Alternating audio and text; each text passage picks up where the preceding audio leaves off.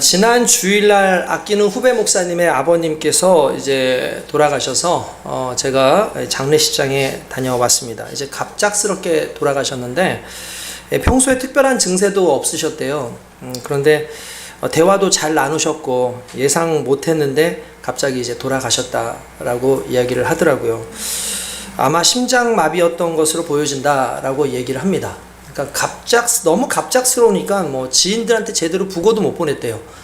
게다가 이제 또 목사님이시다 보니까 이제 아무래도 그 설교회던 주일날 마침 그 주일날 그때 전에 바로 저녁에 새벽에 돌아가셔가지고 뭘 어떻게 할 수 있는 상황이 아니었다 그럽니다. 그러니까 저도 한 분 건너 뛰어가지고 그분한테 이제 얘기를 들은 거예요. 그래서 부랴부랴 이제 주일날 이제 뭐 예배 드리고 청소년 사역 다 마치고 그 다음에 이제 집에 들어가려고 하다가 뒤늦게 이제 봐가지고 이제 챙겨서 여기 안양 생병원이라고 거기 장례식장에 이제 갔습니다. 정말 인생에서 생각지도 못한 일들이 벌어지기도 하죠. 저희 아버님 기일이 이제 조금 있으면 한 달도 안 되죠. 이제 조금 있으면 저희 아버님 기일인데 올해가 한 13주 유기가 되는 것 같습니다. 병원에 입원하시기 전날에 저랑 순댓국도 먹었어요. 대화도 하셨고 크게 별 문제 없이 이야기를 나누셨습니다. 근데 결국 가벼운 증세로 방문한 병원에서 그때 원인을 제대로 파악을 하지 못하고 엉뚱한 시술들을 계속 이렇게 좀 했었어요. 그래서 미리 그 상황만 진단만 제대로 했었어도 살릴 수 있었겠다라는 생각이 드는데, 그래서 그날 저녁에 저희 아버님 모시고 큰 병원으로 옮겨가서 들어가자마자 갑자기 중환자실로 옮기라는 거예요. 중환자실로 옮겼죠. 그런데 그 다음날 정말 갑자기 저희를 부르더니 저희는 이제 좋아지셨겠지 해가지고 갔는데 준비를 하라는 거예요. 아버님 준비를 하라는 거예요. 준비를 하라고 하고 난 다음에 그 다음날 바로 돌아가셨어요. 너무나 황망하고 황당하고 이게 어마어마하게 스트레스가 됐습니다. 이게 저한테 예상치도 못했던 일이었고 이건 뭐 누구에게도 전혀 생각지도 못했던, 그 전날에 저랑 같이 식사하시면서 농담도 하시고 아이들 이야기도 했었는데 그냥 그렇게 돌아가시고 나니까 너무 황당하더라고요. 이게 제가 지금도 너무 잊혀지지 않는 그 기억과 감정이 있는데, 저희 아버님께서 돌아가신다고 준비하라고 할 때 제가 엄청 화가 나더라고요. 이런 경험을 여러분들도 또 동일하게 하셨는지 모르겠는데 엄청 화가 나요. 그래서 제가 차 안에서 막 소리를 질렀어요. 너무나 막 스트레스를 받아가지고 엄청나게 막 소리를 지르고 막 하는데 완전히 제 감정이 다 망가지더라고요. 그 순간에 너무 충격적이니까 저한테는 너무 갑작스러운 상황이라서 그랬어요. 솔직히 이제는 저희 아버님 얼굴도 잘 생각나지 않고 가끔 집안에서도 어쩌다가 아버지 얘기하다가 거론이 돼서 아버지 이야기가 나오는 것 빼놓고는 존재로도 거론되지 않는 아버지가 어느 순간에 돼버리는 그런 상황이 됐더라고요. 결국 시간이 필요해요. 시간이 지나가면 그때의 그 충격도 사라지고 삶 속에서 묻어내지는 어떤 상황들이 있는 것 같습니다. 근데 솔직히 사라진 건 아니죠. 사라지지는 않지만 새로운 삶의 시간들이 계속 쌓이면서 사건의 중대성에 평균을 계속 낮추는 거예요. 그래서 기억에서 멀어지게 한다는 그 사실 앞에서 그렇게 삶을 살게 되는구나 라는 그런 생각을 한번 해봤습니다. 후배 목사님도 아마 저와 같은 그런 마음이었을 텐데 뭔가 아쉬움이 있었어요. 그 아쉬움 중에 큰 게 뭐냐면 갑자기 돌아가신 아버지한테 일단 죄송하다. 그 아버지가 어마어마하게 우리한테 잘해준 것도 아니고 우리가 무슨 꼭 그렇게 엄청나게 해야 될 의무를 진 것 같지도 않은데도 불구하고 저도 그렇고 그 목사님도 그렇고 똑같이 했던 말, 너무 죄송하다, 너무 미안하다, 안타까움이었어요. 그렇게 못해드리지 않았다고 생각했는데도 더 잘해주지 못한 것에 대한 자책과 후회가 막 이렇게 밀려오는데 그게 정말 힘들고 한동안 떠나질 않아서 생활에 지장을 주는 그런 때도 있었던 것 같습니다. 그럼에도 불구하고 죽은 자는 죽은 자들에게 맡기고 산 자는 예수님을 따르라는 그 말씀을 생각한다면 죽음에 머물렀고 죽음을 묵상하는 우리가 아니라 생명 대신 예수 안에서 부활과 영생을 꿈꾸고 생명 안에서 다시 만날 것을 기대하고 오늘을 또 최선을 다해서 살아가야 할 줄로 믿습니다. 그렇게 살아가는 인생, 정말 많은 아픔도 있고 괴로움도 있었지만 그러나 그 모든 것도 결국은 끝나고 주님 부르시는 그때에 한 사람도 거부하지 못하고 다 같이 올라갈 그때에 결국 다시 만날 그때를 기약하면서 오늘의 이 삶을 하나씩 하나씩 최선을 다해야겠다라는 그런 생각이 들더라고요. 집에 돌아와가지고 제가 아침 묵상 정리를 좀 했습니다. 왜냐하면은 이제 갑작스럽게 그 장례식을 갔기 때문에 올려야 될 그 아침 묵상을 이렇게 좀 정리를 좀 해야 되는 어떤 상황이 있었잖아요. 근데 이제 공교롭게 그 후배 목사님의 주일 설교가 나오는 거예요. 주일 설교가. 그러니까 보려고 했던 것도 아니고 그것도 아닌데 그래서 이 핸드폰이 나를 듣나? 내 얘기를 듣나? 할 정도로 막 그렇게 어떻게 그분 설교가 나올까 합니다. 평소에 그분 설교를 뭐 들어본 일도 없었는데 그날은 괜히 그분의 설교를 한번 들어보고 싶다는 생각이 들었어요. 듣다가 솔직히 많은 은혜와 도전을 받았습니다. 그래서 이 설교를 나도 우리 성도들과 함께 좀 나눴으면 좋겠다라는 생각이 있어가지고 오늘 제가 약간의 정리와 각색을 해서 오늘 여러분들과 함께 나누려고 합니다. 그 내용은 이런 거죠. 우리가 실패하고 실망하고 실수하는 상황들이 반드시 온다. 그런데 그때에 과연 우리는 어떻게 그 모든 것에서부터 이길 수 있을까라는 어떤 이런 내용을 말씀을 중심으로 해서 이야기했는데 저도 오늘 그 말씀으로 함께 나누기를 원합니다. 그래서 오늘 제목이 뭡니까? 실패로 끝나지 않는 인생. 실패로 끝나지 않는 인생. 예수 믿는 사람들은 절대로 실패로 끝나지 않습니다. 왜냐하면 우리에게는 영원한 후반전이 있기 때문이에요. 할렐루야. 우리 주님께서 오늘 저와 여러분들을 만나시는 귀한 은혜가 이 말씀 속에서 나타나기 원합니다. 그분의 설교가 솔직히 그 처음에 축구 이야기로 시작을 하더라고요. 축구 이야기. 그러면서 축구에 대한 여러 가지 이야기를 하는데 솔직히 월드컵에서 생각하지도 못하게 너무 형편없게 우리가 지고 탈락을 해버려서 충격과 분노가 있었죠. 아마 우리 여기 계시는 분들, 축구 좋아하시는 분들이 아니라 할지라도 상당히 좀 실망스러운 일이 아니었을까라는 생각을 합니다. 근데 이게 우리만의 이야기가 아니에요. 실은 열심히 경기를 하다가 사람들이 뭐 생각지 못했던 패배를 경험하기도 합니다. 이번에 브라질이라고 하는 팀은요, 노르웨이라고 하는 팀한테 졌어요. 브라질 그러면은 세계 최고의 팀 아닙니까? 근데 노르웨이가 솔직히 월드컵에도 잘 올라오지 못하는 그런 팀이었는데 그 노르웨이한테 2대1로 졌어요. 이건 정말 엄청난 충격이었죠. 그러니까 이럴 수 있어요. 그러니까 못하는 팀이 지는 건 에이 그러려니 하는데 잘하는 팀이 갑자기 못하는 팀한테 지면은 이건 충격이 더 어마어마하거든요. 그렇죠. 이거 정말 힘든 거잖아요. 근데 경기에 이럴 수가 있습니다. 축구공은 그래서 둥글다라는 말을 합니다. 근데 축구를 이렇게 하다가 보면 솔직히 어이없이 지게 되는 상황이 하나 있는데 그게 뭐냐면 자책골을 넣었을 때예요. 일명 자살골을 넣었을 때입니다. 이거는 정말 완전히 팀의 사기가 갑자기 막 무너지고 그냥 찬물을 그냥 붓는 어떤 그런 상황이 터지는 거거든요.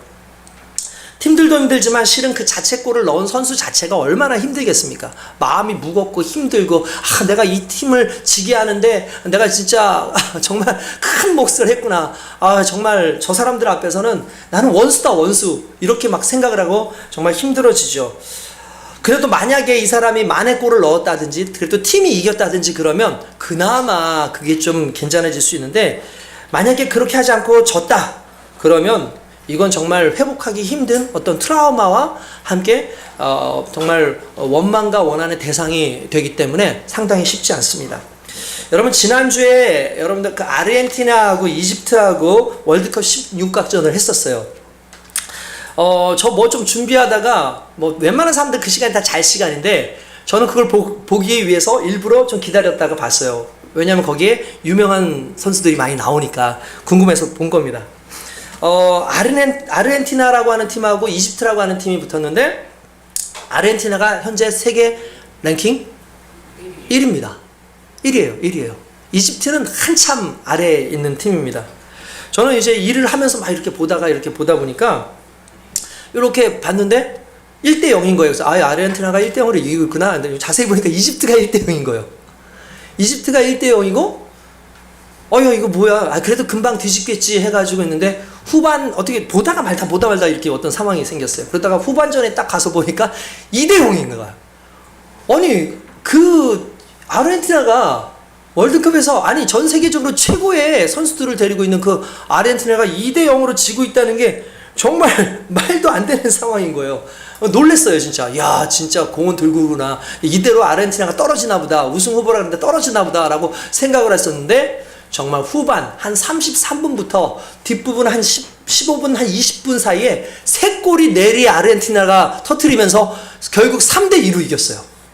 3대2로. 와, 그거 보면서 막 전율이 오르는 거예요, 여러분들. 막 소름이 막 돋고 막 박수 치면서 진짜 대단하다. 어떻게 그 짧은 시간 안에, 정말 많은 시간을 정말 어떻게 할 수 없었는데 그 짧은 시간 안에 3골을 넣었을까? 막 대단하다고 막 그렇게 하고 있었는데, 끝나고 나니까 사람들이 난리가 났어요. 막 서로 막 끌어안고, 막 아르헨티나는 거의 막 지옥을 갔다가 다시 천국으로 올라온 그런 상황이잖아요. 막 끌어안고 막 울고 막 그러는데, 그 중에서 펑펑 우는 한 선수가 있었는데, 그게 누구냐면 메시였어요. 여러분, 메시 하면은 최고의 축구 선수 아닙니까? 그죠? 최고의 축구 선수잖아요. 지금도 월드컵에서 가장 골을 많이 넣었다 그러면 메시가 지금은 이제 기록을 하고 있을 정도로, 메시가 어마어마하게 대단한 사람인데 이 사람이 펑펑 울어요. 근데 전 처음에 모르는 사람은 이해를 못할 거예요. 왜냐하면 그 전 월드컵 때 아르헨티나가 우승했어요. 그때 메시가 혁혁한 공을 세웠고 그때도 안 울었어요. 살짝 이렇게 울다가 그냥 이렇게 뭐 좋아하면서 막 이렇게 했었어요. 근데 16강전인데 펑펑 우는 거예요. 근데 이게요, 여러분 왜 울었는지 아십니까? 이게요, 메시가 페널티킥을 놓쳤어요. 페널티킥을 놓쳤어요. 파울을 당해가지고 메시가 페널티킥을 넣어야 되는데 그걸 넣어야 분위기가 바뀌어요. 그런데 페널티킥을 놓친 거예요. 여러분, 이 페널티킥 골을 못 넣는다는 건 우리 팀한테는 자책골 같은 거예요. 왜 그러냐면은 페널티킥은 웬만해선 들어가요. 그러니까 넣을 확률과 넣지 못할 확률 중에서 넣을 확률이 몇 배 이상 높은 게 페널티킥이에요. 그래서 거의 놓치는 경우가 많지 않고, 메시 같은 경우는 실패율이 거의 없을 만큼 대단한 선수인데 그날 그걸 놓친 거죠. 그런데 후반 33분까지 얼마 안 남은 그 시간까지 지고 있고, 그것도 2대0인데 무슨 수로, 아마 낙담했을 겁니다. 마음이 거의 무너졌을 겁니다. 그런데 갑자기 동료 선수가 머리로 헤딩을 해서 넣고, 정말 혼전의 상황에서 자기가 그걸 딱 때렸는데 정확하게 골이 들어서 2대2가 됐어요. 그리고 얼마 있지 않아 가지고 이미 인저리 타임으로 넘어가서 끝나가는 그 순간에 또 한 사람이 머리로 해가지고 그걸 집어넣어서 3대2로 결국은 이겼습니다. 끝나고 나서 메시가 펑펑 우는 거예요. 그렇게 우는 걸 못 본 것 같아요, 제가 보니까. 그러니까 미안한 마음이 있고 자책이 있고 얼마나 힘들었겠습니까? 근데 그 경기에서 결국 자기도 한 골 넣고 이겼다는 그 사실 때문에 이 그러니까 감격이 그 월드컵 우승 그 이상이었을 거라는 그 생각이 듭니다. 아마 여러분 이건 정말 경험해보지 않은 사람들은 잘 모를 거라는 그런 생각이 그렇게 듭니다. 여러분, 솔직히 우리의 인생도 자책골과 같은 그런 정말 행동을 하거나 그런 짓을 했던 그럴 때 있지 않습니까? 너무 쓰라리죠. 이거 누가 잘못해서가 아니라 내 스스로가 순간적으로 실수해서 참으로 답답해지는 그런 순간들, 계속 허무해지는 그런 순간들이 분명히 있을 때가 있습니다. 내가 왜 그랬지? 내가 왜 그렇게 살았지? 나 그렇게 하면 안 됐는데 왜 그랬을까? 그때는 잘 모르겠지만 지나고 보니까 이것이 너무나 힘든 그런 상황으로 자기한테 인생의 무게로 다가올 때가 정말 있죠. 여러분들도 아마 있을 겁니다. 저도 있고, 가끔씩 자고 있다가 이불킥을 막 하고 싶을 정도로 정말 창피하고 무안했던 그런 일들도 상당히 참 많이 있었거든요. 정말 이것이 어쩔 때는요, 가끔씩 정말 인생에 큰 문제가 오면요, 그게 내 발목을 잡고 평생을 그걸로 인해서 쓰러지는 사람들도 많이 있습니다. 오늘 성경을 보니까 성경 속에서 이 자책골을 넣은 것과 같은 한 사람이 등장하는데, 그 사람이 누구냐면 마가라고 하는 요한입니다. 마가. 우리가 잘 아는 마가복음을 썼던 마가가 바로 오늘 성경에 등장하는 마가고, 원래 그 사람의 이름은 요한이라고 합니다. 근데 이 요한이라고 하는 이름은 히브리어고 마가는 로마어예요. 그러니까 그 로마 말로 마가라 그럽니다. 그래서 우리가 여러분들 그 영어 이름을 마크 그러잖아요. 마크 하잖아요. 그 마크가 마가예요. 그 마크가. 이제 원래 이게 로마 이름인데 그 마가라고 이름을 쓴 걸 보니까 이 사람이 상당히 그 로마와 관련되어져 있는 그 당시의 사람이었고 유대인이었지만 로마와 관련되어져 있는 어떤 고위 관직에 있었던 그런 사람이 아닌가라는 생각을 해봅니다. 특별히 그 마가 요한의 이 사람이 어떤 사람이냐면 그 어머니는 예루살렘의 마리아라고 불렸던 마리아라고 하는 사람이고 그 집 자체가 상당히 부자였습니다. 그래서 예수님의 최후의 만찬 있죠. 예수님 최후의 만찬. 레오나르도 다빈치의 그 최후의 만찬 그 그림에 나오는 그 공간이 바로 마가의 그 다락방이에요. 마가의 집에 있는 그 다락방이에요. 그리고 오순절날 성령이 임했을 때 120명의 성도들이 들어가서 성령의 충만을 받고 기도했을 때에도 바로 마가의 다락방이었다고 일반적으로 얘기합니다. 그러니까 그 다락방이 얼마나 큰 공간이었냐고요. 그 공간을 가지고 있으려면 어마어마한 재력이 있어야 되고 그 정도 되면 큰 집을 가지고 있어야 되는 사람이니까 마가라고 하는 사람들은 대단한 사람이었죠. 뿐만 아니라 이 마리아라고 하는 여인은요 상당히 또 유명하고 예수님을 잘 대접했던 사람이었고요. 그뿐만 아니라 그 마가의 삼촌이 있었어요. 그 삼촌이 정말 유명한 사람입니다. 누굴까요? 마가의 삼촌. 맞아요. 바나바예요. 이 바나바는 초대교회에 가장 신망이 두텁고 믿음이 뜨겁고 많은 사람들이 정말 존경하는 사람이어서 자기의 재산의 절반을 팔아다가 당시에 가난한 사람들과 교회에 나눠서 많은 사람들, 어려움 당한 사람들, 과부라든지 고아라든지 객이라든지 이런 사람들을 나눠줬던 사람이 바나바였습니다. 그래서 그를 권위자라 그랬어요. 그 권위자라는 건 우리가 권위가 있다 할 때 그 권위자가 아니라 권면하고 위로하는 사람. 모든 사람들에게 권면하고 위로하는 사람이었다는 거예요. 그 정도로 대단한 사람이 바로 바나바고 바나바의 생질, 그러니까 바나바의 조카가 바로 오늘 성경에 나오는 마가라고 하는 사람입니다. 정말 대단하죠. 지금식으로 따지자면은 아버지가 목사님, 아니면 아버지가 유명한 장로님이고, 삼촌이 안수 집사님이고, 또 어머니가 권사님이고, 거기에 유명한 교회 오빠 정도 되는, 그 정도 되는 사람이 마가라고 볼 수가 있는 거예요. 정말 어렸을 때부터 신앙생활 정말 잘했던 그 마가였습니다. 근데 그가 초대교회에 어마어마한 심각한 피해를 주는, 곧 자책골을 넣는 그런 사건이 하나가 발생해요. 여러분, 이게 어떤 내용이냐면 이런 겁니다. 이제 바나바가 바울이라고 하는, 그 당시에는 바울이 예수를 믿은 지 얼마 안 됐어요. 예수를 믿은 지 얼마 안 됐어요. 그 당시만 해도 사울이라고 이름을 불렸는데 예수를 믿은 지 얼마 안 된 사람인데도 불구하고 그가 얼마나 믿음이 뜨겁고 그가 얼마나 하나님의 은혜로 충만한지 바나바가 직접 가서 그 사울이었거든요. 그 당시만 해도 사울이라고 하는 그 사람을 데리고 와가지고 너 나랑 같이 사역하자. 아니, 예수님의 제자들도 있고 그 외에 예수님을 따라던 수많은 사람들이 있을 텐데 이미 바나바는 보는 눈이 달랐어요. 저 사울 보통 사람이 아니야. 저 사람은 하나님께서 분명히 크게 쓰실 사람이야. 할렐루야. 아멘. 저는 이곳에 그런 분들이 분명히 계심을 믿습니다. 아멘. 하나님께서 크게 쓰실 사람. 정말 그 사람을 딱 데려와가지고 정말 안디옥 교회에 같이 가서 거기서 복음을 증거하고 교회를 세우는데 엄청나게 열심으로 했었어요. 그리고 나서 이 안디옥 교회에서 선교를 보냅니다. 여러분, 원래 그 선교사를 누구를 보내죠? 일반적으로? 교회 안에서 선교사를 많이 보내거든요. 요즘에는 이제 선교 단체를 통해서 가는 사람들도 있지만 실제로 선교사는 교회에서 보냈었어요. 대부분 교회에서 보냈는데 그 교회에서 믿음 좋은 사람, 복음을 잘 증거하는 사람, 이런 사람들을 선교사로 보내요. 그런데 여러분, 이 안디옥 교회가 독특한 게 뭔지 아십니까? 담임 목사님을 선교 보내요. 바나바가 그 당시에 담임 목사님이었어요. 그리고 바울은 부목사. 그러니까 나하고 우리 정은희 목사님이 어느 날 선교를 간다고 떠나는 거예요. 여러분, 이게 솔직히 쉽지 않잖아요. 여러분 생각해 보십시오. 그때부터 누가 설교해야 됩니까? 네, 우리 안수 집사 나오셔서 설교하셔야 되고 우리 권사님들 나오셔서 설교하셔야 돼요. 돌아가면서 설교해야 되는 그런 상황이 나올 수도 있는 거예요. 그러니까 교회가 그럴 수 있는 상황인데도 얼마나 이 복음에 대한 열정, 이것이 강했는지 바로 그 정말 담임 목사님 바나바와 바울을 선교지로 보내는 그래서 뭐 여러분 지금처럼 뭐 단기 선교 뭐 한 몇 주 다녀오는 그런 거 아닙니다. 1년이 넘어가야 돼요. 선교를 갔다 돌아오려면은. 그럼 어마어마하게 긴 시간을 다녀와야 되는 그런 상황인 거죠.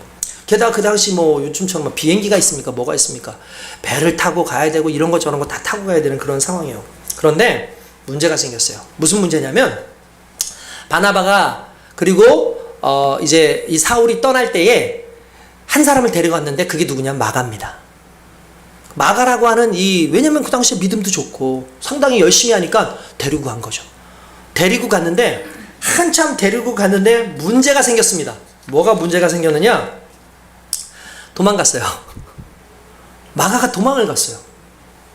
마가가 갑자기 도망을 갔어요. 어떻게 된 거냐면 마가가 구브로라고 하는 섬, 오늘날의 여러분들 키프로스라고 하는 섬 아시죠? 키프로스, 사이프러스라고 하고 키프로스라고 하는 섬이 거기가 구브로예요. 성경에 나오는. 구브로에 복음을 증거하기 위해서 이 사람들이 가서 잘 갔어요. 이제 이 사람들이 구브로를 지나가지고 버가 지역은 어느 지역이냐면 여긴 육지예요. 키프로스라고 하는 구브로는 그냥 일반적인 섬이잖아요. 근데 육지로 가야 되는데 여러분 육지로 가는 게 편해요? 섬을 가는 게 편해요? 한번 잘 생각해 보세요. 우리는 육지가 훨씬 편하죠. 무슨 섬은 아니에요. 그 당시엔 배길이 제일 편한 길이었어요. 배로 가는 길이 제일 편한 길이었어요. 걷지 않아도 돼요. 그런데 여기를 딱 버가 쪽으로 딱 가서 가려고 그랬더니 이게 장난이 아닌 거예요. 여러 가지로. 중간에 마가가 싹 도망을 갑니다. 그래서 마가가 도망을 간 이유가 무엇인가에 대해서 사람들이 이제 설명을 하는 그런 상황들이 있었어요. 그래서 그 내용이 이렇게 뭔가 대충 이제 신학자들이 추정을 하는 거예요. 추정을 해보니까 첫 번째가 뭐냐면, 리더가 마음에 안 들어요. 처음에. 왜 리더가 마음에 안 드냐면은 이런 겁니다. 선교팀이 출발할 때는 자기 삼촌이었던 바나바가 리더였어요. 그래서 바나바가 이끌고 갔어요. 그래서 성경에도 그렇게 나와요. 사도행전 13장에 보면은 2절 3절에 선교팀을 어떻게 하냐, 바나바와 사울은 이렇게 나와요. 처음에 바나바와 사울은 그들을 데리고 이렇게 나와요. 그러다가 버가 쪽으로 가기 위해서 버가로 가는 어떤 그 상황에서 갑자기 뭐라고 얘기냐면 이렇게 나와요. 갑자기 바나바가 사라져요. 이렇게 한다. 바울과 바나바 나오지 않고 바울과 그 일행은 이라는 단어가 나와요. 갑자기. 그러니까 무슨 말은 하는 거죠? 이게 뭔가 리더가 바뀐 거예요.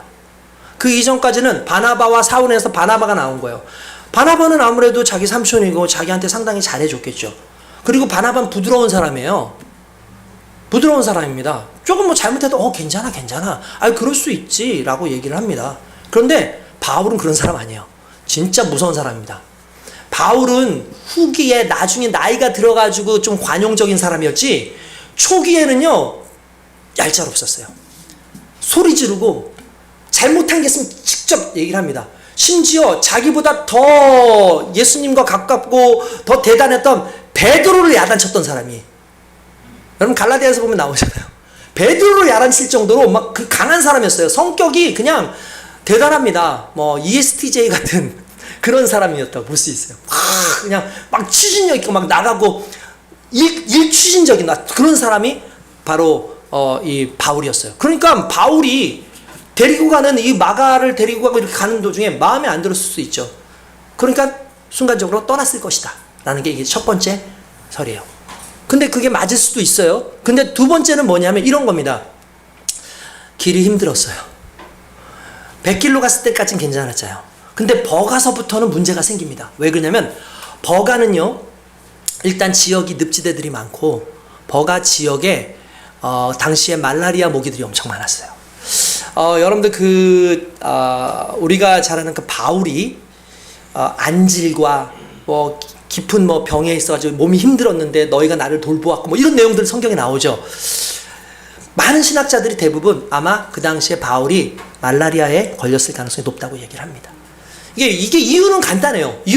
왜 그러냐면 여러분 그 소아시아 지역이거든요. 여기가 소아시아 지역이 로마에게 복속을 당하고 난 다음에 로마가 이제 식민지로 삼고 난 다음에 로마의 체계들을 많이 가지고 오죠. 로마의 체계 중에 가장 잘 돼 있는 체계가 뭐냐면 상하수도예요. 상하수도 체계인데 상하수도 관이 다 연결되니까 오수물이 다 바다로 떨어져 나가게끔 이렇게 해요. 이렇게 많이 합니다. 그런데 그 시설을 만들어 놓은 거예요. 근데 문제가 뭐냐? 여러분, 그 지중해라고 하는 것이 우리나라 서해안처럼 조소의 간만이 큰 데가 아니에요. 지중해는요, 별로 그렇게 큰 움직임이 없어요. 이렇게 찰랑찰랑찰랑 그래야 되잖아요. 그죠? 뻘도 없어요. 그래서 제가 그 전에 한번 튀르키예 가가지고 거기에서 고기 먹은 적이 있거든요. 물고기. 이름은 잘 모르겠어. 맛이 없어요. 아니, 그냥 맛이 없다는 게, 맛없어. 이게 아니라, 밍밍해요. 맛이 없어요. 그래서 그 물고기에다가 양념을 다 해야지만 그나마 양념 맛으로 먹는 그 물고기예요, 거기가. 그래서 제가 왜 이렇게 물고기가 맛이 이렇게 밍밍하고 맛이 없습니까? 라고 보니까 그 인도에 신분 그랬대. 여긴 뻘이 없대요. 뻘이 없으니까 뻘이 있으면 실은 물고기들이 뻘을 먹고 뻘에 있는 이런 것들을 먹으면서 맛이 바뀐대요. 근데 뻘이 없으니까 얘네들이 맛이 없는 거야. 그러니까 뻘이 없으니까 어떻게 되냐? 퇴적이 그냥 돼요. 이게 쌓이는 거예요. 이렇게 와가지고 왔다 갔다 해야지 그 흙들도 사라지고 막 그러는데 이게 천천히 왔다가 천천히 하니까 퇴적물들이 왔다가 하니까 점점 쌓이니까 처음에는 한 요 정도까지 그 하수도가 놓였는데 하수도가 막혀요. 뻘들이 쌓이니까. 그러면 더러운 물들이 나가면서 어떻게 됐어요? 여기에 늪이 형성이 되겠죠. 말라리아 모기라든지 이런 모기떼들이 어마어마하게 많이 나와요. 우리가 잘 아는 그 알렉산더 대왕이 말라리아로 죽어요. 30살에. 그러니까 이 지역이 그런 지역이었었던 거야. 그러니까 상당히 가기 싫죠. 건강도 안 좋고. 그리고 거기를 딱 나가자마자 빨리 지나가자. 실제로 바울도 지나쳐 가요. 지나쳐 갔다가 나중에 돌아올 때 거기서 복음을 증거하거든요. 근데 지나쳐 가면 그때부터야. 이고니온이라든지 비시디아 안디옥이라든지 이런 데를 가려면은 산맥이 하나가 있는데 그 산맥이 타우루스 산맥이에요. 타우루스 산맥이 여러분 그냥 간단하게 이렇게 합니다. 그냥 제가 전에 얘기했을 거예요. 여기서부터 여기까지 튀르키예 가는데 2,000km예요. 2,000km요. 우리 부산까지 가는데 몇 킬로입니까? 한 400km 되죠. 2,000km예요. 타우루스 산맥이 그 중간에 있어요. 그 높이가 어마어마합니다. 그 높이로 지나가야 되니까 이게 얼마나 힘들겠어요. 게다가 산적도 있죠. 산짐승도 있죠. 게다가 이 지역 자체가 험난한 데다가 사람들도 원래 산 사람들이 좀 세잖아요. 그죠? 이게 쉬운 사람들이 아닌 거예요. 다행히 그 위쪽에 그러니까 원래 바울은 로마 시민권을 가지고 있으니까 로마 사람으로서 그 지나가는 그 길 라인이 있어요. 그 군사들이 지키고 있는 그 라인으로 아마 갔겠지만 그래도 거기까지 올라가서 간다는 건 쉬운 게 아닌 거죠. 그러니까 어떻게 합니까? 마가가 도망을 가버려요. 힘들어가지고. 여러분 진짜 그럴 때 있잖아요. 가장 힘들 때. 우리 중에서도 가장 힘들 때가 어떤 때죠? 그런 것 같아요. 갑자기 사라질 때. 우리 가족들이 갑자기 사라질 때. 그런 분위기가 이상해지잖아요. 어떤 모임이 있는데 갑자기 그냥 어떤 한 사람이 쑥 사라져버려. 갑자기 그냥 일하던 사람이 사라져버려. 이거 진짜 쉽지 않은 거거든요. 정말 힘든 상황이죠. 마가가 사라졌어요. 그러니까 다들 모든 이 팀에 완전히 그냥 침체가 오고 실망이 오는 거죠, 다들. 안 그래도 한 사람이라도 더 붙잡고 어떻게든지 위로하면서 가야 되는 그런 건데, 마가는 솔직히 좀, 이런 어려움이 쉽지 않았던 것 같아요. 여러분, 요즘, 예전에 실제로 있었던 건데, 초등학교 시험 문제라고 하면서 이렇게 했어요. 할머니 생신입니다. 할머니 생신인데, 할머니께 드릴, 카드를 한번 예쁘게 그려보세요 했는데, 딱 그렸는데, 어떤 아이가 딱 썼어요. 삼성카드. 삼성카드. 최고의 카드. 삼성카드. 옛날에는 우리 그런 건 생각도 못했는데 요즘 애들한테는 아카, 엄카 최고의 카드 아닙니까? 뭐 자기 일하지 않아도 엄마 카드 주고 아빠 카드 주면은 그거 가지고 쓰기도 하고 막 이렇게 하잖아요. 그 당시에 어떻게 보면은 이 마가는 그런 사람이었어요. 부유하게 자라고 그랬던 사람인 거죠. 어려움을 경험하기가 쉽지 않았던 사람. 그 사람에게 있어서 이 선교 여행은 참 쉽지가 않은 겁니다. 정말 힘든 상황에 떠나가는 상황이네요. 도망가 버린 거죠. 그리고 난 다음에 그도 아마 후회를 했을 겁니다. 내가 왜 그랬지? 좀 견디는 건데 왜 그랬지? 했을 겁니다. 이제 2차 여행 때가 됐습니다. 2차 여행 때가 돼가지고 바나바하고 바울이 또 복음 증거를 하기 위해서 나아가는 그 순간에 갑자기 바나바가 회의를 하다가 뭐라고 하냐면 우리 마가 데려가자 이렇게 얘기하는 거예요. 마가 데려가자. 그때 누가 확 열이 받았을까요? 바울이죠. 에? 마가를 데려가자고? 아니 그때 우리 선교 가다가 중간에 도망간 그놈을 데려가자고? 말도 안 되는 소리 하지 말라고 막 화를 내요. 짜증내요. 여러분 진짜 이거 성경에 나와요. 성경에 그 내용이 나와요. 크게 심히 다퉜더라라고 내용이 나옵니다. 그냥 한 줄로 다퉜더라라고 나오니까 여러분들 알겠지만 생각을 해보자고요. 바울이 뭐라 그랬습니까? 아니 바나바 당신 지금 정신 차려요. 이게 어떤 놈인지 모르냐고. 어떻게 그럴 수 있냐고 막 하면서 소리를 지르고 막 안 된다고. 난 안 된다. 절대 안 된다고 막 이렇게 얘기했겠죠. 근데 여러분 생각해보세요. 바나바가 누굽니까? 아니 바나바가 달리 얘기하면 바울에게는요 바나바가 은인이에요. 바나바를 데리고 와준 게 바울을 데려온 게 바나바였어요. 아니 그 정도로 사랑으로 했던 사람인데 그 사람을 대고 삿대질하면서 당신 정신 차리라고 했다고 생각해 봅시다. 아니 이게 까불어? 너 옛날 일 기억 못해? 너 내가 데려온 때가 언젠데 너 그거 실수 한번 그거 좀 이해해 줄 수 있지. 너 어떻게 그랬어? 안 그랬겠냐고요. 바나바가 난리가 난 거예요. 대판 싸운 거예요. 물론 머리끄 댕기지 않고 싸우진 않았을 거예요. 막 싸우다가 에이 그러면서 결국은 바나바하고 마가하고는 이제 구브로로 다시 가고 바나바하고 신라는 다시 소아시아 쪽으로 우리가 잘 아는 바울과 신라가 소아시아 쪽으로 가게 됩니다. 이런 일들이 벌어지는 모든 과정 가운데 가장 쥐구멍을 찾고 싶고 가장 힘든 사람이 누구였을까요? 바로 쥐구멍 마가죠. 그렇죠? 마가가 얼마나 정말 괴로웠겠습니까? 너무 힘들었죠. 아마 창피했을 거예요. 고개를 못 들어요. 왜냐하면 모든 사람들이 손가락질합니다. 여러분 바울 성격에 바나바하고 바울하고 마가만 있을 때 얘기한 거 아니었을 거예요. 성도들 다 있을 때. 좀 너무하잖아. 성도들 다 있을 때 벌떡 일어나서 마가를 데려간다고 이 얘기 했을 거라고요. 바울의 그 당시의 성격과 그 당시의 어떤 그 좀 모난 모습으로는 충분히 했을 사람이에요. 진짜 하나님께서 바울을 그렇게 만지셨습니다. 그 이후부터. 바울이 왜 그렇게 고난당하면서 복음 전거했을까? 하나님이 그 모난 성격 고치시려고 그거 고치시려고 얼마나 하나님께서 그렇게 만지셨을까라는 생각을 해봐요. 근데 그건 바울의 성격이고 마가는 너무나 가슴이 아픈 거죠. 힘든 거죠. 시간 지나갈수록 사람들이 자기를 다 손가락질하는 거 같고 힘들고 아마 낭망이 되고 아마 어려웠을 겁니다. 정말 포기하고 싶은 모든 상황에서 그때 하나님께서 은혜를 주셨어요. 그 은혜가 뭐였냐면 일단 기본적으로 하나님께서 그를 포기하지 않으셨다는 거예요. 그를 포기하지 않기 위해서 보냈던 두 사람이 첫 번째는 바나바였습니다. 바나바는 단순히 그가 자신의 조카기 때문에 그를 품은 게 아니에요. 왜냐하면 바나바는요 자신의 인생 가운데에 하나님이 자기를 구원해 주시고 용서해 주셨던 모든 사건들에 대해서 늘 감사함이 있었어요. 실수할 수 있지. 나도 사람인데 누구나 다 사람인데 실수할 수 있지. 근데 내가 실수했다고 하나님은 나를 한 번도 포기하지 않으셨는데 내가 얘를 실수했다고 포기한다고? 그건 하나님의 가슴이 아니야. 이 가슴으로 끊임없이 마가를 끌어안습니다.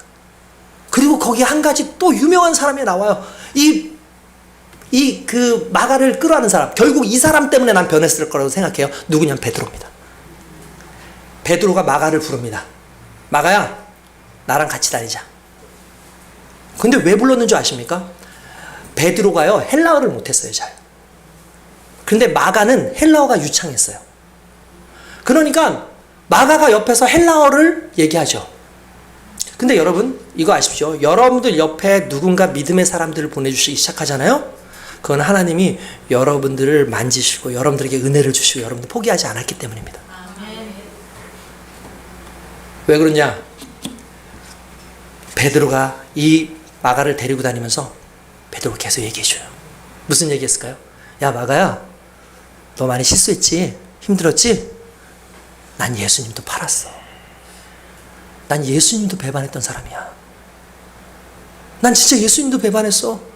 닭이 2번일 때 나 예수님 3번이나 했어. 너 1번밖에 안 했잖아. 아직 2번 남았다.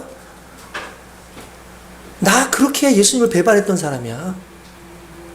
예수님 너 사랑하셔. 예수님 나 찾아오셨잖아. 예수님 나 찾아오셨잖아. 그래서 나 너 사랑한다. 나 너 일 시킬 거야. 걱정하지 마. 라고 말했던 게 예수님이었어. 베드로가 그 젊은 마가 앞에서 그 얘기를 해주는 거죠. 여러분, 마가복음을 쓴 게 마가고요. 마가복음을 쓴 마가가 실은 마가가 마태, 마가, 누가, 요한 중에서 가장 제일 먼저 쓰인 성경이에요. 실은. 그러니까 마가를 중심으로 다른 제자들이 그걸 원본으로 해가지고 썼을 가능성이 높아요. 근데 그 마가가 그걸 쓰고 난 다음에 내용을 이렇게 보잖아요. 그 내용 속에 보면은 포기하지 않는 하나님의 사랑이 나와요. 마가를 너무나 베드로가 여러분 그 마가가 어떻게 알았겠어요? 베드로가 얘기해 주는 거죠. 통역하러 가면서 항상 가면서 막 이야기했으면 그거를 통역을 해야 되잖아요. 들려주니까 통역을 하고 들려주니까 통역을 하고 들려주는 통역이니까 성경을 외워요. 예수님의 사역을 알아요. 그러니까 마가가 그거를 쓴 거예요. 마가복음을. 놀라운 역사가 일어난 겁니다. 마가가 결국 그 이야기 안에서 마가도 변해요. 그래서 베드로가 끊임없이 하나님 널 사랑하셔. 하나님 널 사랑하셔. 걱정하지 마. 나도 이렇게 하나님께 사랑하셨는데 그 위로의 복음이 마가복음이에요. 할렐루야. 마가가 인생 가운데 그렇게 변하게 됩니다. 할렐루야. 아멘. 여러분 우리 인생 가운데 이렇게 어려울 때 있죠. 그죠? 변해요. 그가 변해요. 나중에는 어떻게 변하는지 아십니까? 심지어 디모데후서 오늘 읽은 책에 보면 그 원수였던 정말 원수처럼 여겼던 바울이 이렇게 디모데후서에서 디모데한테 야 누구를 나한테 보내줘. 누구를 보내줘. 그러면서 오늘 11절 한번 같이 읽어봅시다. 같이. 자, 누가만 함께 시작. 누가만 나와 함께 있느니라. 내가 올 때에 마가를 데리고 오라. 그가 나의 일에 유익하니라. 할렐루야. 13년 만에 변했어요. 그가 유익하다. 그는 유익한 존재가 되어버렸어요. 어느 순간에.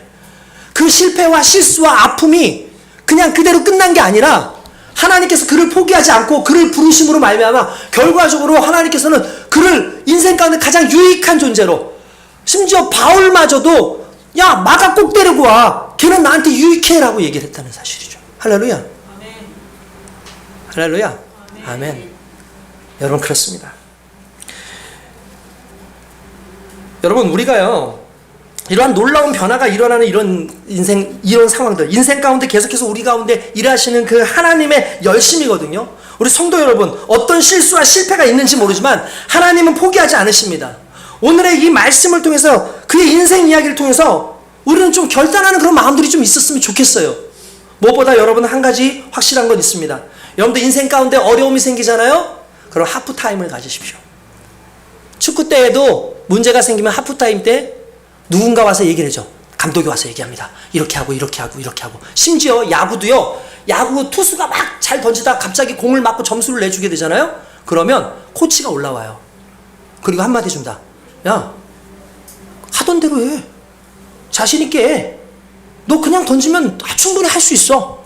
너 지금 멘탈 흔들리는 이유는 지금 뒤에 거 앞에 거 자꾸 생각하는데 우리 점수 많이 냈다. 신경 쓰지 마라. 그 다음부터 힘내서 또 던져요. 그러면 스트라이크 아웃도 하고 그냥 아웃도 시켜요. 딴 게 아니에요. 그 하프타임 때 누군가를 만나주죠. 여러분들 인생에 문제가 생겼을 때 혼자 있지 마세요. 그냥 있지 마세요. 여러분들에게 조언해 줄 수 있는 수많은 사람들이 있습니다. 여러분들을 위해서 기도해 줄 수 있는 수많은 사람들이 있습니다. 그를 찾아가세요. 목사님도 찾아오시고요. 권사님도 찾아가시고요. 내 삶 가운데 정말 힘들고 어려울 때 나와 함께 기도해 줄 수 있고 뭔가 조언해 줄 수 있는 사람이 있으면 그 사람을 찾아가세요. 그게 여러분 얼마나 중요한 겁니까? 베드로를 만나고 바나바를 만난 마가는 결국 변했습니다. 우리 인생도 마찬가지라는 거예요. 여러분 이건 정말 너무나 중요한 겁니다. 여러분 사람들이요 이런 게 있는 것 같아요. 우리들이 재미있는 게 있어요. 정말 재미있는 건요. 사람들은 이상한 전문가예요. 뭐의 전문가냐면 자신이 실수하잖아요. 다른 사람이 실수하잖아요. 어디에 관대할 것 같아요? 자기한테 관대할 것 같잖아요. 그죠? 그럴 것 같죠? 근데 놀랍게도요, 사람들이 남이 실수하잖아? 그럼 이렇게 한대. 그럴 수 있어. 괜찮아. 아니, 뭐, 그럴 수 있지. 괜찮아. 근데 오히려 많은 사람들이 자기가 실수하잖아요? 못 참아요. 내가 완벽한 나가 무너진 것 같다는 느낌을 갖는다는 거예요. 오히려 내가 왜 어떻게 그럴 수 있죠? 다른 사람들 실수할 때 얼마나 관대한지 모릅니다. 참 너그러운 코치처럼 너 할 수 있어. 다 그래. 이렇게 얘기해요. 근데 정작 자기가 실수하잖아요? 괴로워서 못 참아요. 너무 힘들어요. 자기의 실수를 가운데 남들은 다 용서하는데 자기가 자기를 용서 못해서 자기를 갉아먹어요. 누가 뭐라고 하면 넌 괜찮아, 너 괜찮아 라고 하면서도 정작 자기의 문제에 있어서는 관용적이지 못한 게 싫은 사람들이에요. 넌 망했어. 이제 넌 끝났어. 자신을 정말 형벌까지 집행하는 게 우리의 모습인 거예요. 마귀가 할 일을 내가 다 해버려요. 언제 그럴까요? 완전히 마음이 무너졌을 때. 내가 완전히 무너졌을 때. 여러분들 솔직히 보세요. 여러분들 한번 생각해 보세요. 여러분들 삶 가운데 힘들고 여러분들 사역을 잘 못할 때 보세요. 언제죠? 여러분들 스스로가 너무 크게 무너졌을 때예요. 그때 여러분들 스스로 일어날 수 있을까요? 쉽지 않아요. 그래서 교회가 있는 거예요. 그래서 목회자들이, 그래서 성도들이 서로 힘이 되라고 주님께서 말씀하신 거예요. 찾아가십시오. 만나셔야 됩니다. 할렐루야. 그러면 하나님께서 반드시 함께 하십니다. 골방에 가서 스스로 묵상하지 마세요. 자꾸 묵상하잖아요. 묵상하면 자기 죄만 생각나요. 자기의 부족함만 생각나요. 오히려 그럴 때는 문을 열고 나와서 난 이렇게 문제가 있는데 날 위해서 기도해 주세요. 내가 정말 힘들어요. 날 좀 도와주세요. 라고 외치십시오. 주님 안에선 바로 그런 사람들을 교회로 묶어요. 그래서 여러분 교회를 괜히 세우신 게 아니에요. 많은 사람들이 교회 없어도 예수 믿으면 되지. 교회 없어도 예수 잘 믿으면 내가 천국 가겠지. 그렇게 할 수 있죠. 근데 중요한 건 왜 하나님께서 교회를 만드신 줄 아십니까? 기독해 주시려고, 위로해 주시려고, 같이 함께 힘을 내게 해주시려고, 이런 믿음의 동역자들을 세워주시려고 한 거라는 거죠. 오늘 저와 여러분들 그렇게 되길 주님의 이름으로 축원드립니다. 여러분들의 문제가 있으면 먼저 내놓으십시오. 또한 여러분들 중요한 게 있습니다. 여러분들 문제가 있고 여러분들 정말 아픔이 있고 이런 실패의 순간이 오잖아요. 일단 한 가지 있어요. 이거는 자기를 자책하는 게 아니에요. 이런 거예요. 인정하세요. 나의 연약함을 인정하는 거예요. 내가 대단하다고 생각하지 마세요. 나의 연약함을 인정해야 돼요. 그게 중요한 겁니다. 여러분 부부싸움을 하잖아요. 부부싸움을 할 때 변명하면 싸움이 길어져요. 그래요, 안 그래요? 변명하게, 근데 말이야, 이렇게 해가지고 말이야, 내가 이렇게 하면 길어져요. 근데 간단하게, 미안해.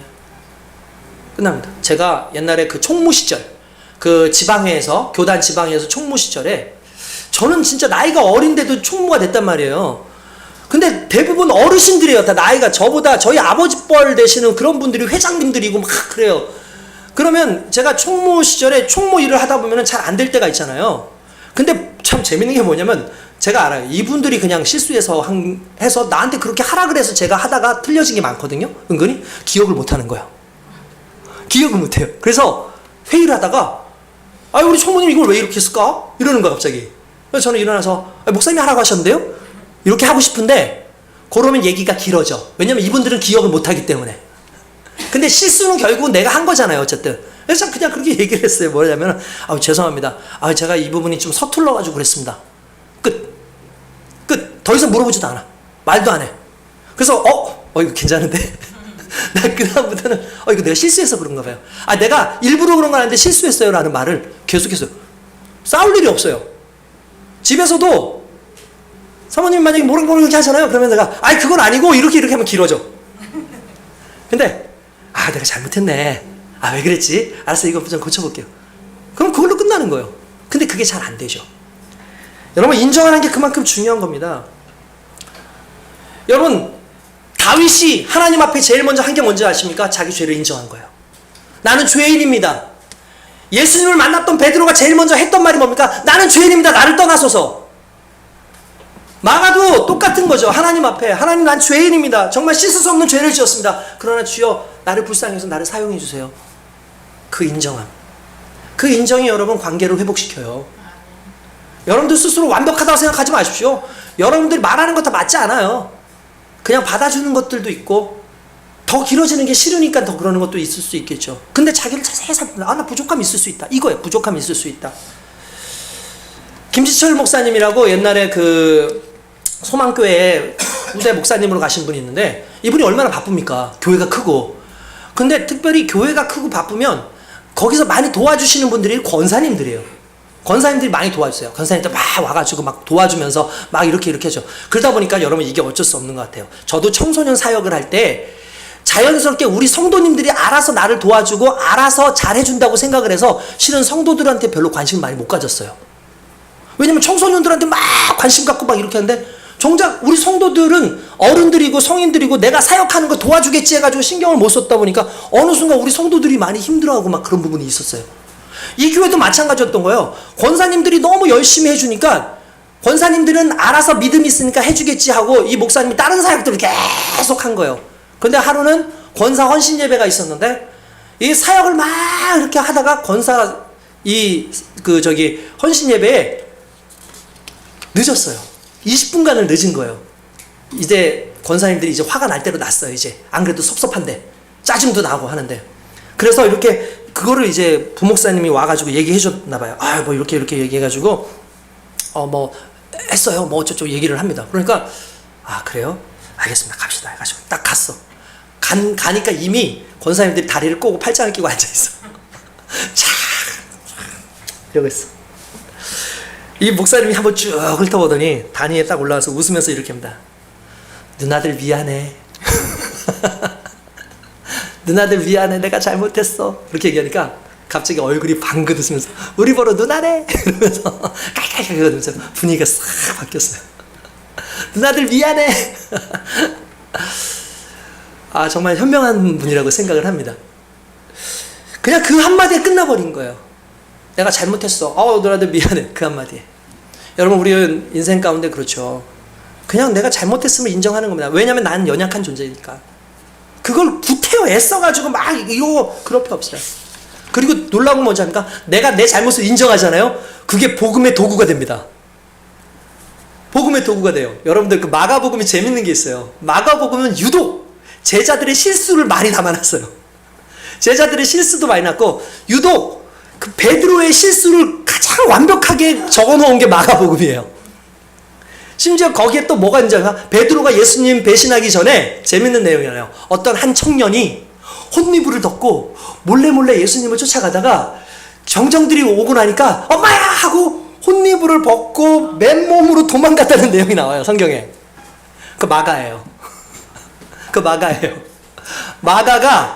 마가 스스로를 그 얘기를 그 안에 쓴 거예요. 유쾌해지지 않았습니까? 유머가 생기지 않았습니까? 나름대로 연약하면, 내 연약함이 드러내기 시작하면 어느 순간에 그게 사역의 도구가 돼요. 저도 어려운 상황 많이 있었습니다. 저희 집 어렸을 때 정말 힘들었고 예수 믿는 모든 과정이 순탄치 않았어요. 근데 똑같은 상황인데도 어떤 분은 그 얘기 하기만 하면 스트레스 받고 그런 얘기 하지 말라고 왜 우리 집에 그런 얘기를 하냐고 하는가 하면, 저는 그거 나가서 전도할 때 써요. 하나님께서 우리 그렇게 힘든데 도와주셨어요. 해주셨어. 은혜 주셨어. 여러분, 나를 인정하고 나의 부족함을 인정하면 그 부족함과 연약함이 오히려 하나님 복음에 크게 도움이 됩니다. 할렐루야. 오늘 저와 여러분들이 그렇게 되어지기를 원합니다. 하나님 앞에서 그렇게 낮아지는 거예요. 그렇게 하나님 앞에 드려지고 하나님 앞에 인정하고 살아가는 것, 이게 중요한 겁니다. 그리고 가장 중요한 겁니다. 세 번째인데, 그것이 뭐냐면 하나님께서 우리에게 준비하신 후반전을 기대하라. 할렐루야. 하나님 우리를 용서하시고 우리를 인정하고 우리를 다듬으신 다음에 하나님이 계획하신, 실수하지 않는 하나님이 우리의 실수까지도 계획 속에서 오히려 놀랍게 인도하시는, 그걸 기대하십시오. 마가는 그걸 기대한 거예요. 그러니까 이렇게 하잖아. 유익한 자. 하나님은 우리를 기대하십니다. 하나님은 우리를 위한 계획을 가지고 계십니다. 그 계획을 기대하십시오. 그러면 실패로 끝나지 않는 인생을 살게 될 줄로 믿습니다. 그러니까 여러분들 항상 그거예요. 내가 실수했어, 연약했어. 그런데 하나님 날 부르셔? 그럼 부르신 이유가 있겠지. 실망하지 않는 거예요.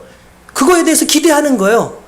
오늘 여러분들이요, 지금 가져야 될 것은 기대하는 겁니다. 왜 맨날 나는 이 모양 이 꼴이지? 왜 맨날 나는 이런 상황이지? 나 이렇게 연약해 나약해. 하나님, 연약해 나약해 머물러 있는 우리가 아니라, 그렇지만 하나님이 함께 하신다면 되겠지? 그렇다면 하나님께서 함께 하신다면 완벽하겠지? 그럼 이제 내가 할 거는 순종밖에 없지. 이게 하나님께서 오늘 우리에게 주시는 것이고 실패로 끝나지 않는 인생의 방법인 줄로 믿습니다.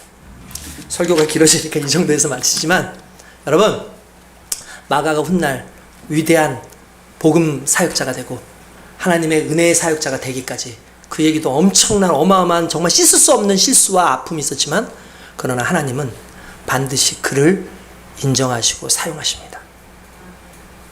오늘 저와 여러분들도 똑같은 실수와 아픔 가운데 낭망하지 마시고 하나님이 나와 함께 하신다라는 그 기대를 가지고 달려가신다면 저와 여러분들이 하나님께서 놀랍게 사용하시는 귀한 일꾼이 될 줄로 믿습니다.